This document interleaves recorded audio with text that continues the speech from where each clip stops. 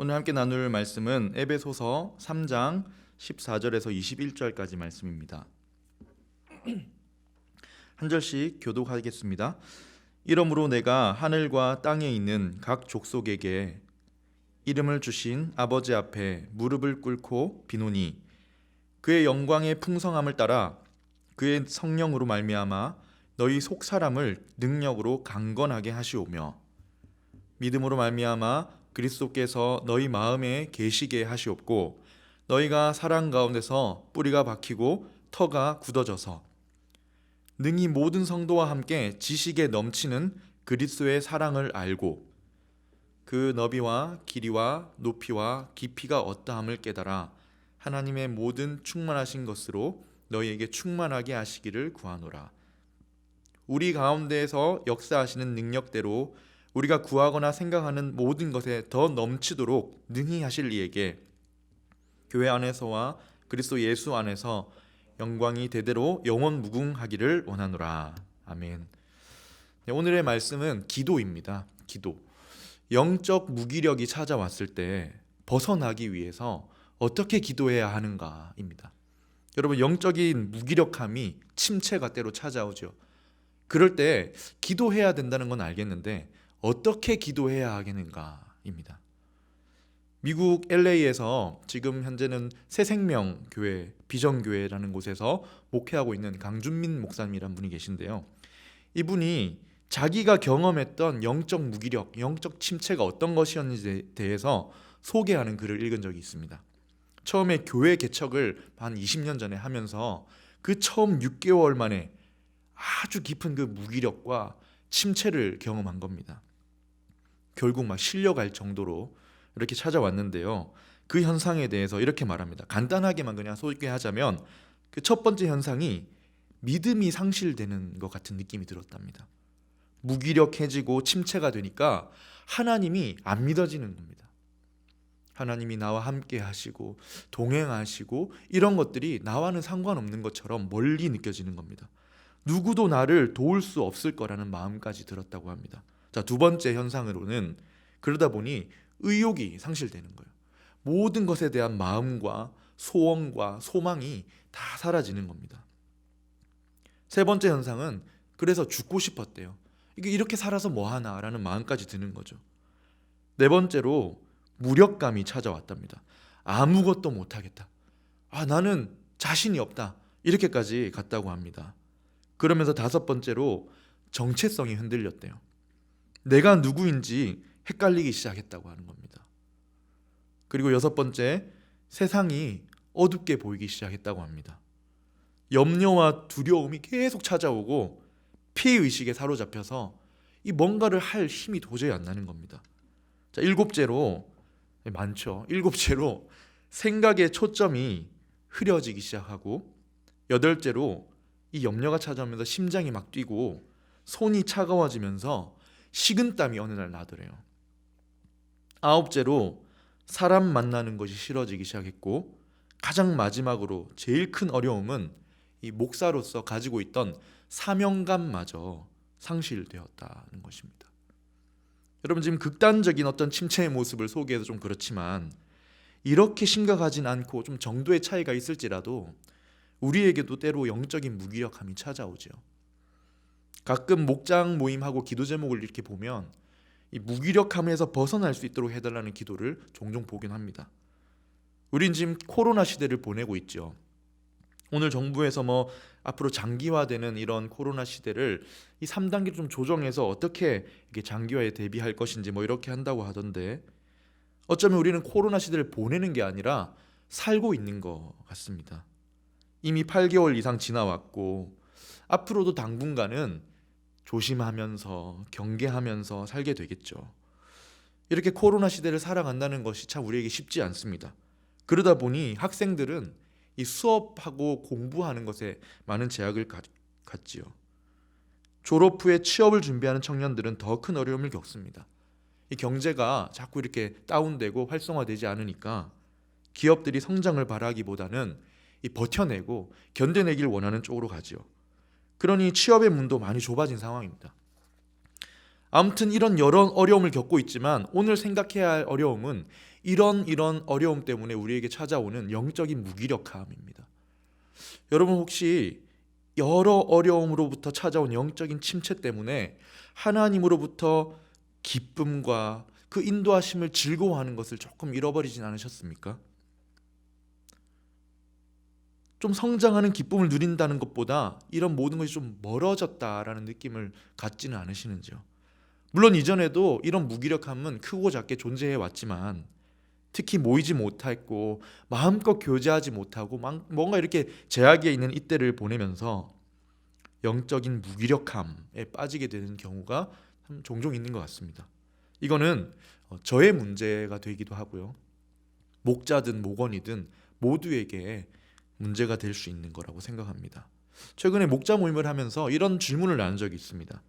자, 하나님이 내 모든 죄를 만약 용서하신다면, 만약이 아니죠. 하나님이 내 모든 죄를 용서하신다면 그게 맞는데 그러면 내가 오늘을 어떻게 사는 것이 과연 중요한가?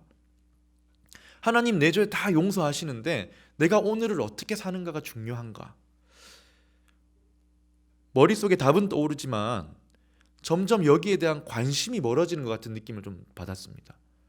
알고는 있지만 좀 지치기도 했고 하나님 앞에 어떻게 살아야 되는가에 대한 관심이 조금씩 멀어지는 것 아닌가. 왠지 지쳐가고 힘을 잃어가고 있다는 느낌을 받기도 합니다. 여러분 이렇게 무기력해지면 어떻게 됩니까? 먼저 죄에 대해서 무디어지기 쉽습니다. 그리고 말씀을 묵상하거나 삶으로 살아내는 것이 굉장히 부자연스러워지는 느낌을 받고 고난이 오면 피하고 싶기만 하고 그냥 게을러지고 편안하게 살고 싶어집니다. 하나님의 사랑, 나를 향하신 계획 이런 걸 붙들기에는 너무도 지쳤다라는 마음도 가지게 되는 것 같습니다. 여러분 혹시 오늘 영적 무기력함을 느끼는 분이 계십니까? 예배에 나온 발걸음에서 오늘 하나님이 주실 은혜를 기대하고 막 이렇게 나오기가 어려운 분이 계십니까? 함께 기쁨으로 교제할 것에 대한 기대가 사라져버린 분이 계십니까? 예전과 같이 정말 주님을 생각하면 사랑의 마음이 느껴지던 그때의 기쁨을 회복하고 싶은 분이 계신가요?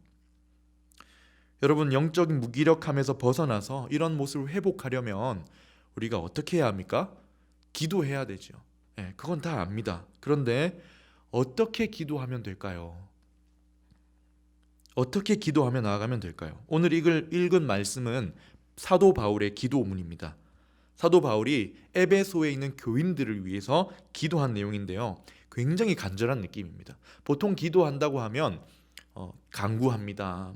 기도한다. 이런 정도인데 오늘 바울은요. 무릎을 꿇고 하나님께 기도한다, 빈다라고 표현을 하죠. 굉장히 진지하고 간절하게 느껴지는 기도문입니다. 자, 사랑하는 여러분, 오늘 하나님께 예배하러 나오신 여러분, 오늘 함께 바울의 기도를 좀 살펴봅시다. 그래서 영적 무기력함에서 벗어나기 위해 오늘 우리가 어떻게 기도하면 좋을지 바울의 기도를 통해서 함께 살펴보면 좋겠습니다.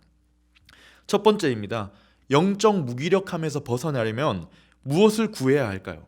첫 번째로 기도해야 할 것은 우리의 내면을 강하게 해주시기를 기도해야 합니다.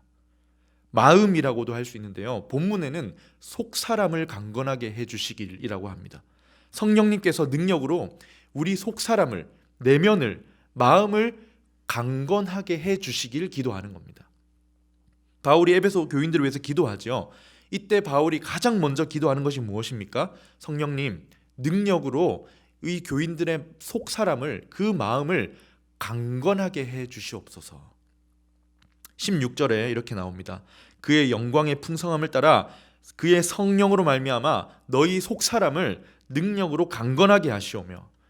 영적 무기력해서 벗어나기 위해 어떻게 기도해야 합니까? 우리의 마음을, 속사람을, 내면을 강건하게 해주시길 기도해야 합니다. 멘탈 갑이니 유리 멘탈이니 하는데요. 이 속사람은 멘탈이라기보다는 마음입니다. 마음이 어떤 곳입니까? 생각과 의지와 감정이 다 모이는 곳이에요. 이 마음이 강건해지기를 기도하는 겁니다. 이 기도는요, 이런 게 아니에요. 세상이 말하는 마음 강하게 먹어보기가 아닙니다. 나는 나로 살기로 했다. 태도를 바꾸기로 했다. 멈추면 비로소 보인다. 이런 게 아닙니다. 이런 방식이 아니라 강건하게 해달라는 기도는요, 수동적인 기도예요.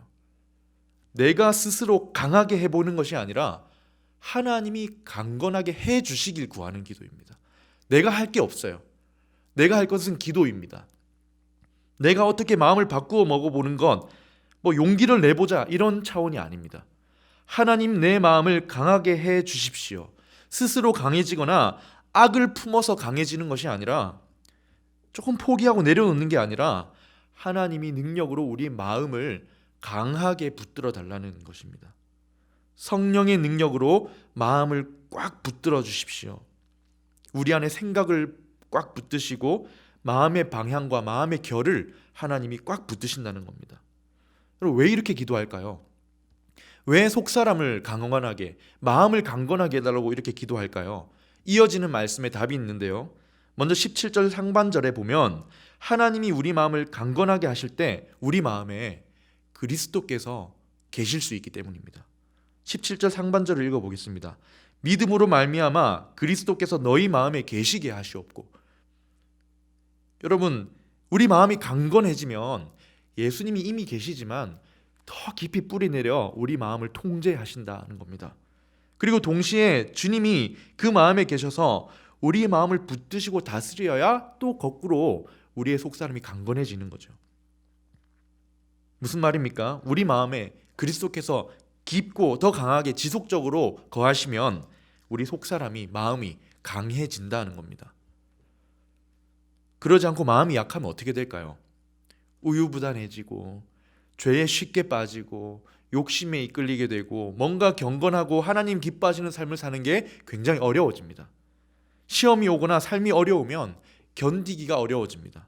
그러나 마음 중심에 그리스도께서 깊이 마음을 다스려 주시고 선한 마음을 부어주시면 어떻게 될까요?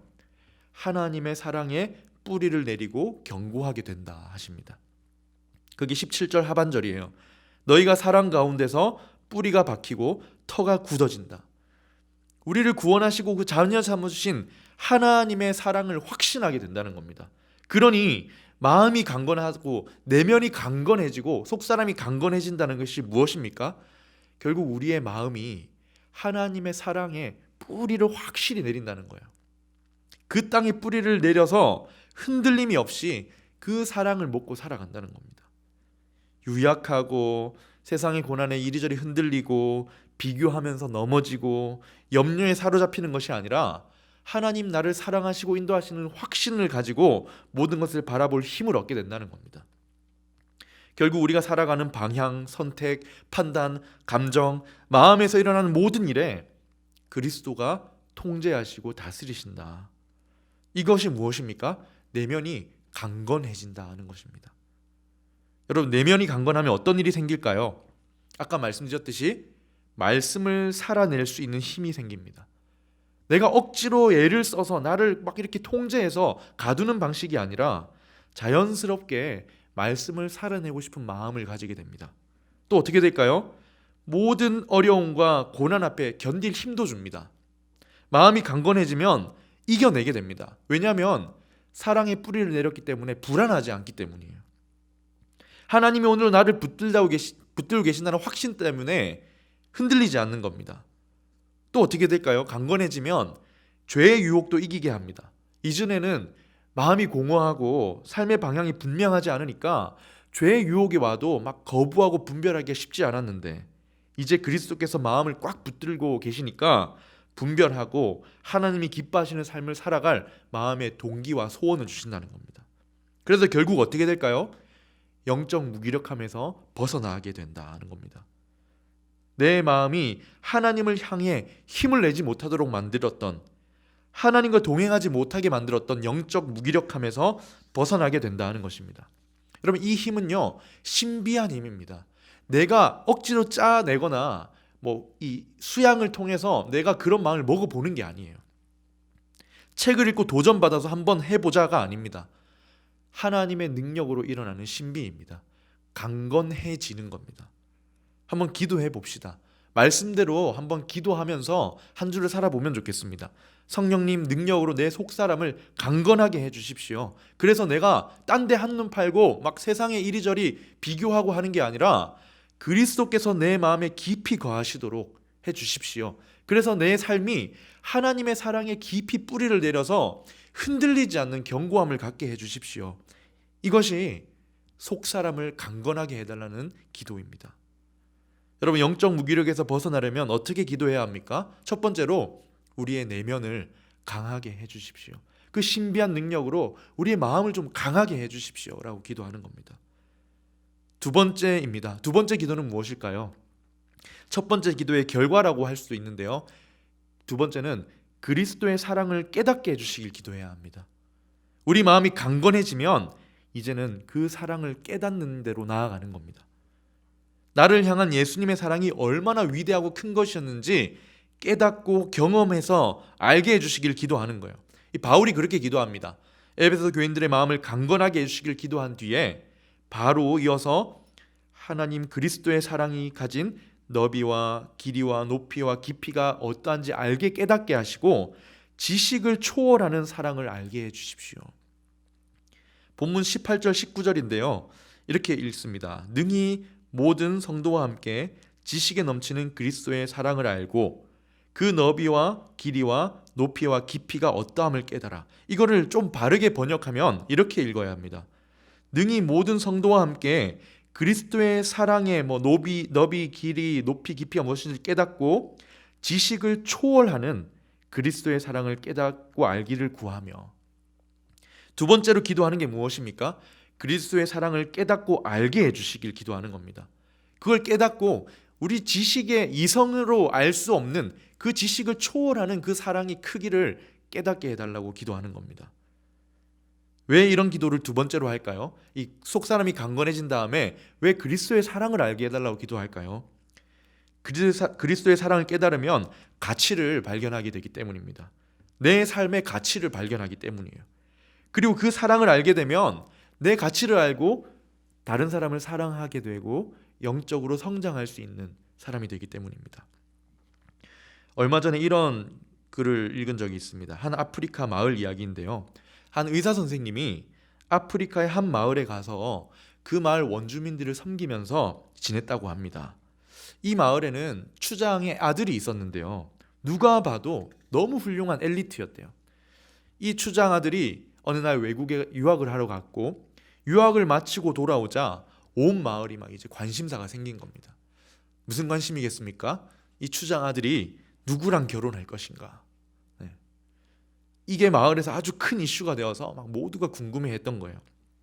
그 의사도 궁금한 마음을 가지고 지켜봤답니다. 자, 그 마을에는 독특한 그 결혼 풍습이 있었는데요, 남자가 여자에게 청혼을 할 때 청혼할 여자 집에 암소를 끌고 가서 주면서 청혼하는 게 풍습이었대요. 대부분의 여자는 암소 한 마리를 받았고 때로는 두 마리까지 받는 사람도 있었다고 합니다. 극히 드문 경우 세 마리까지 이렇게 받았는데 그런 사람은 거의 없었대요.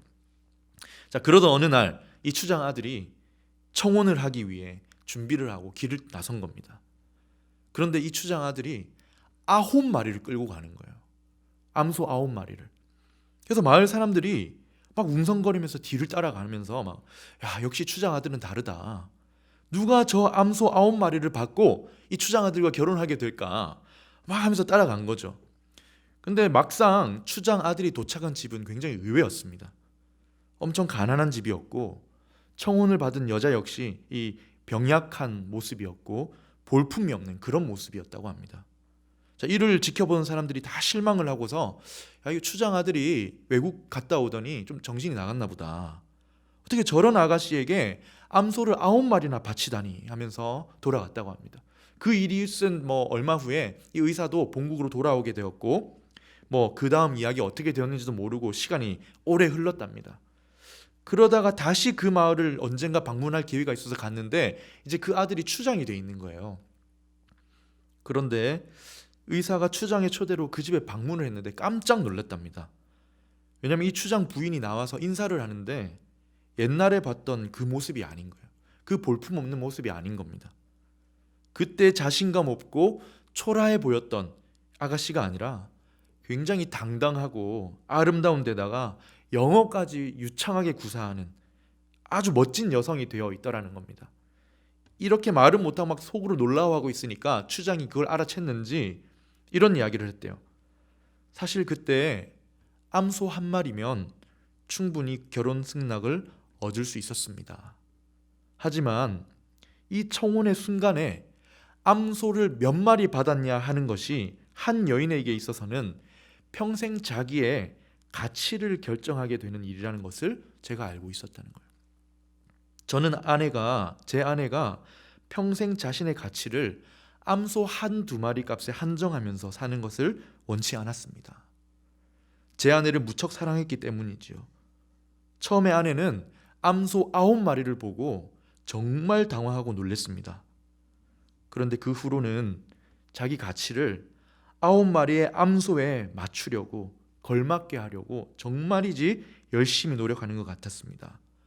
저는 아내에게 공부를 하라거나 외모를 가꾸라는 등의 조언을 전혀 하지 않았습니다. 다만 있는 모습 그대로를 사랑한다고만 말했죠. 그런데도 아내는 점점 더 아름다워지고 멋진 여성이 되어갔습니다. 이런 이야기를 했답니다.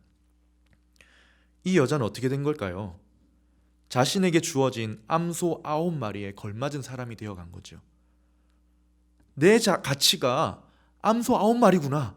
이걸 깨달았을 때 그런 사람이 되어갔다는 겁니다. 내 가치를 깨닫는 것만큼 내 삶을 변화시키는 요소가 또 있을까요? 그런데 암소 9마리가 아니라 예수님께서 우리에게 목숨을 내어주신 사랑은 여기에 비할 바가 아닌 겁니다. 그래서 바울이 지금 뭘 위해 기도하냐면 속사람이 강건해진 다음에 너희 이제 그리스도의 사랑을 깨달아야 된다. 그 높이와 길이와 넓이와 깊이가 얼마나 큰지를 한번 알아야 된다. 인간의 이성으로 경험할 수 있는 것을 초월하는 그 지식을 경험해야 된다. 왜입니까? 그러면 내 가치를 알게 되기 때문이라는 거예요. 그러면 내가 얼마나 가치로운 존재인지를 알고 이 세상을 힘있게 살아갈 수 있다는 겁니다. 나아가서 그런 사람은 다른 사람을 사랑할 가능성이 생기고 영적으로 성장할 큰 힘을 얻게 된다는 겁니다. 이 사랑을 안다는 건요, 지식을 쌓는 게 아닙니다. 배워서 쌓는 게 아니라 경험하는 겁니다. 그래서 이성의 능력을 넘어서는 경험하는 사랑을 알게 해달라는 겁니다. 예를 들면 이런 거예요. 우리는 늘 우주가 멋지다, 우주에서 보는 지구가 멋지다 하지만 아무도 경험해보지 못했죠. 상상할 뿐입니다. 근데 정말 막상 우주에 가서 지구를 본다면 그게 믿음이 되는 거죠. 경험했기 때문에. 그런 겁니다. 그리스도의 사랑을 경험하게 해주십시오. 그 사랑을 피부로 느끼게 해달라는 겁니다. 클레르보의 베르나르라는 수도사가 찬송가를 지었는데요. 우리 찬송가의 85장입니다. 구주를 생각만 해도 라는 찬송가인데요. 가사가 정말 아름답습니다. 구주를 생각만 해도 이렇게 좋거든. 주 얼굴 배울 때야 얼마나 좋으랴. 예수의 넓은 사랑을 어찌 다 말하랴. 주 사랑 받은 그 사람만 그 사랑 알도다. 사랑의 구주 예수여 내 기쁨이 되시고 이제로부터 영원히 영광이 되어 주십시오. 여러분, 이 수도사는 분명히 경험한 것 같아요. 예수님의 사랑이 무엇인지를 경험한 것 같습니다. 그러지 않고서 이런 찬송을 지을 수가 없죠. 예수님의 사랑을 지적으로만 접근하면 재미가 없습니다. 건조해지고요. 의무에만 매이게 됩니다. 신앙적인 의무에만 매이는 거예요. 지치게 됩니다. 우리는 가슴으로 느껴야 됩니다. 경험해야 됩니다. 그러면 내 가치가 더 분명해지고 영적인 무기력에서 벗어나서 하나님의 영광을 드러내는 사람으로 살 힘을 얻게 되는 것이죠. 여러분, 반대로 이 사랑을 깨닫지 못하면 어떻게 될까요? 다른 사랑으로 채우려고 하게 됩니다. 갈수록 공허함이 생길 겁니다. 왜냐하면 우리 사람의 인간에게는 하나님의 사랑을 향한 갈망이 늘 존재하거든요. 이 죄 때문에 이 갈망이 하나님을 향한 갈망이란 걸 인지하지 못할 뿐이지 모두에게 갈망이 있습니다. 그런데 이 갈망을 하나님의 그리스도의 사랑이 아닌 다른 것으로 막 채우려고 할수록 더 공허해지고 무거워지는 거죠. 그러나 하나님의 사랑을 경험하면 자유하게 되는 겁니다. 내 정체성이 분명해지고 삶의 방향이 뚜렷해지고 더 나아가 사람 사랑할 힘을 또 얻게 되는 겁니다. 사랑하는 여러분, 우리가 영적 무기력함에서 벗어나기 위해서 뭘 기도해야 합니까? 먼저 내면을 강건하게 해주시기를. 우리가 마음을 먹어보는 게 아닙니다. 성령님께서 능력으로 내 마음을 강하게 붙들어 주셔서 내 안에 그리스도가 계시고 사랑의 뿌리 내리도록. 두 번째로는 그리스도의 사랑을 깨닫고 알게 해주시길, 경험하게 해주시길 기도해야 합니다. 이를 통해 영적인 무기력에서 벗어나서 기쁨과 성장을 바라볼 수 있게 되는 것입니다.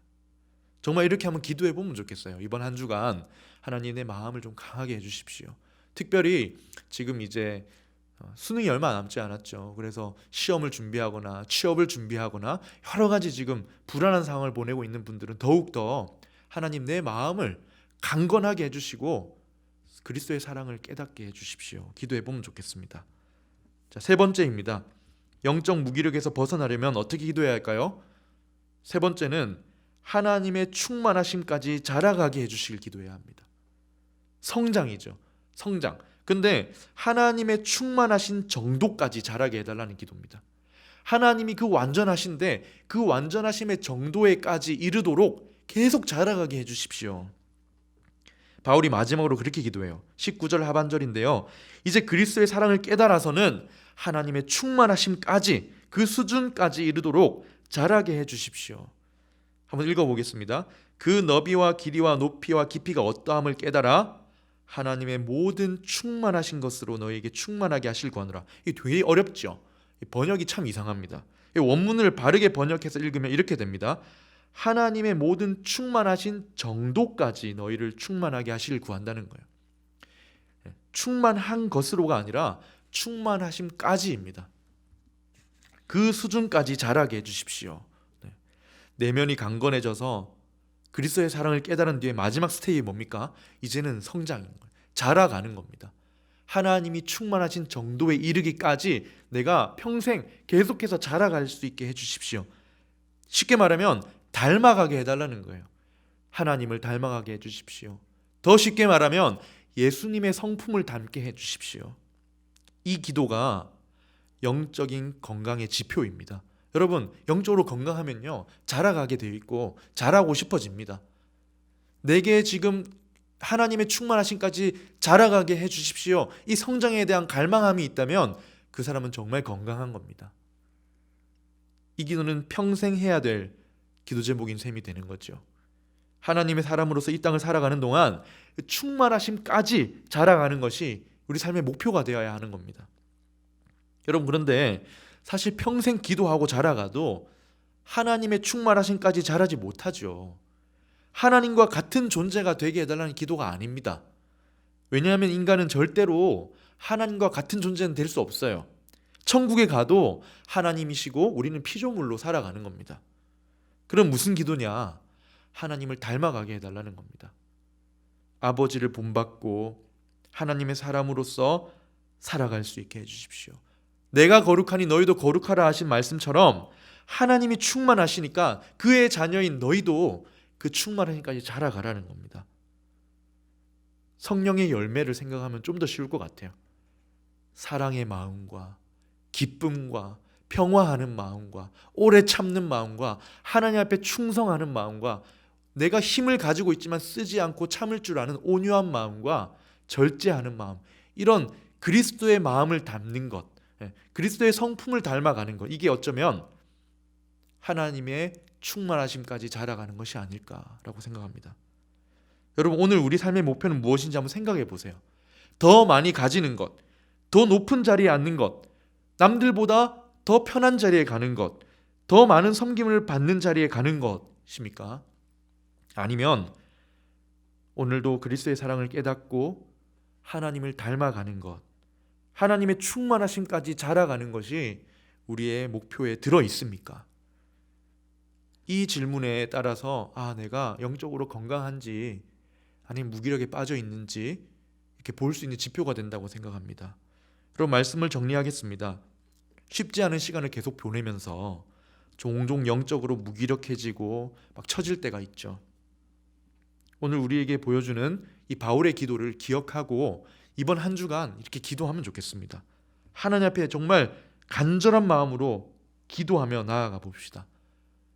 본문 16절에서 19절을 마지막으로 한번 읽어보고 마칠 텐데요. 한번 읽어보겠습니다.